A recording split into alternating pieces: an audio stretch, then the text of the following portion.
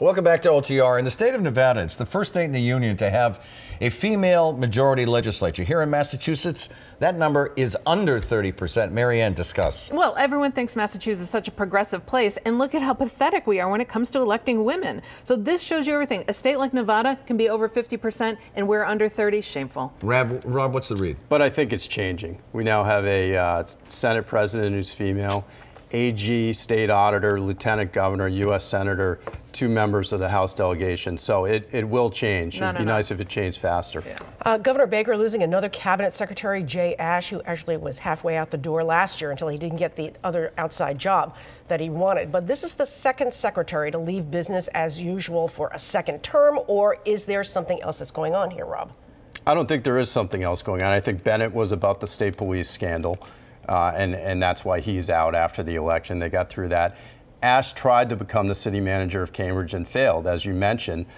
He was just trying to trade up to a higher paid job, and I guess he finally found it. There were some grumblings about him within the administration, though, during the course of the year. Marianne? I think this is the difference between making your mark and not making mistakes, the difference between a second term and a first term. So I think Charlie Baker knows his way around, knows what he wants. He's restocking. It's not the NFL draft. But for political junkies, you watch these moves, and it telegraphs what he's looking to do. Speaking of the NFL, the Patriots have the Bills this afternoon, and next week they have the Jets here.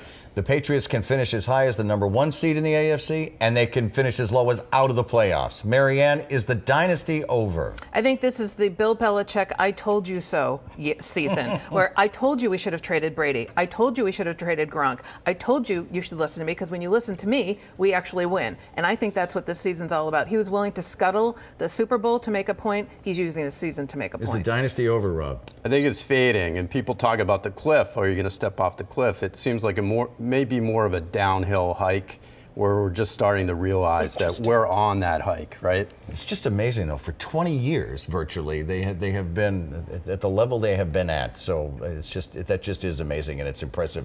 At the bottom of the screen, you're looking at the names of the great people to make this show possible every week throughout the year.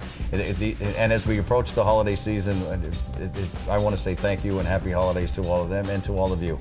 Every Sunday we go on the record, whether the dynasty window is closed or not. Dougie, why don't you dip the lights? We can let the tree glow here in the studio. Merry Christmas. Merry Christmas and Happy New Year.